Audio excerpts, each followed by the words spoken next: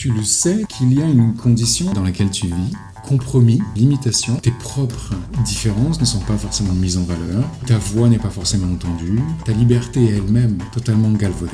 Tu sais aussi que l'inverse de tout ça, la liberté que tu cherches, la joie, cette puissance que tu as, tu sais très bien que tu ne vas pas le trouver à l'extérieur. Et pourtant, combien de fois par jour tu choisis d'apprécier cette liberté qui est en toi ? La considération de ce qui est ordinaire pour toi, ce que tu as considéré comme ton environnement, duquel tu ne peux pas t'extraire et qui fait partie de ce que tu as nommé le réel. Prenons l'exemple des manifestations, des violences qu'elles ont générées de la part de la main de l'État.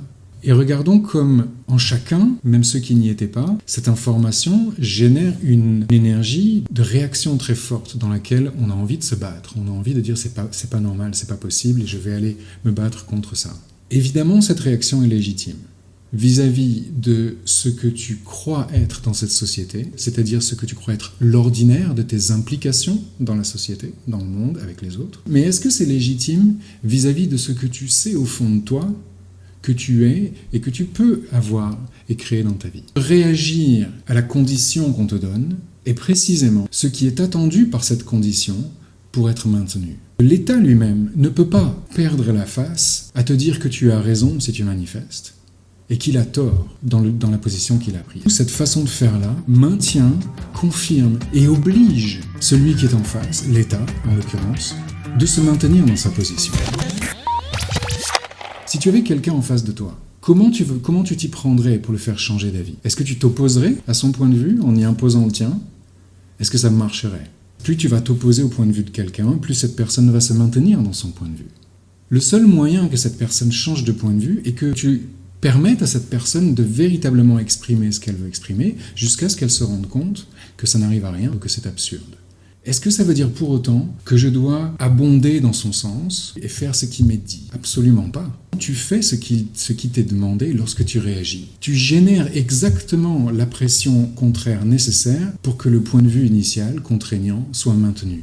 Je suis d'une famille de résistants. J'ai moi aussi passé quasiment toute ma vie, j'ai 48 ans, j'ai passé quasiment toute ma vie à chercher contre quoi je devais me battre pour rectifier ce que j'avais comme idée de justice, parce que j'étais pas entendu, parce que ma différence n'était jamais vue, entendue, parce que j'avais l'impression d'être isolé, que ce monde n'est absolument pas une maison dans laquelle je peux vivre, que je dois toujours m'en extraire et chercher où j'habite.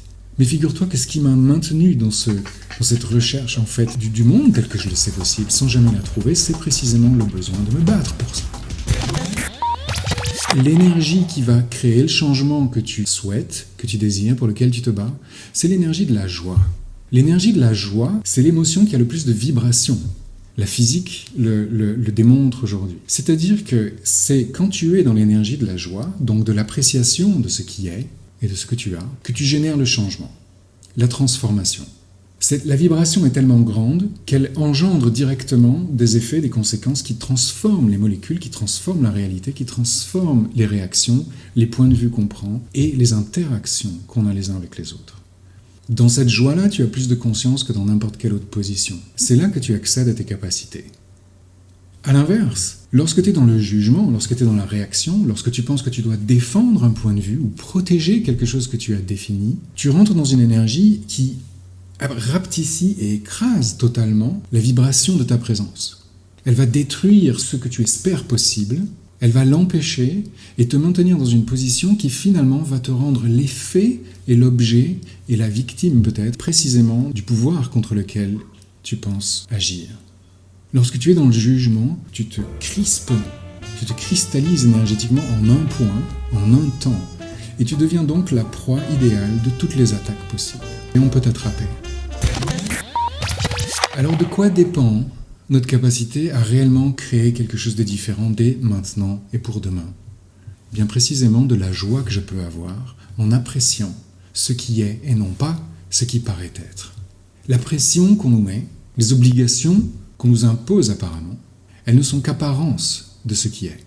Elles n'existent pas en soi, c'est un leurre, c'est un crochet pour t'attraper, te sortir de l'eau, te sortir de ta présence, te sortir de ta puissance. Il s'agit d'être plus fort que simplement celui qui réagit, malgré toute la légitimité qu'il peut en avoir.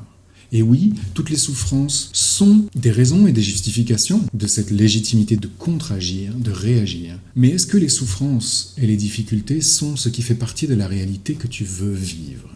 Qu'est-ce que tu considères? Où est-ce que tu portes ton attention? Quelle est l'énergie que tu génères? L'énergie, c'est quoi? C'est tout ce qui est généré par le point de vue que tu prends, là où tu portes ton attention. Qu'est-ce qui compte pour toi vraiment? Pourquoi tu te bats en vérité?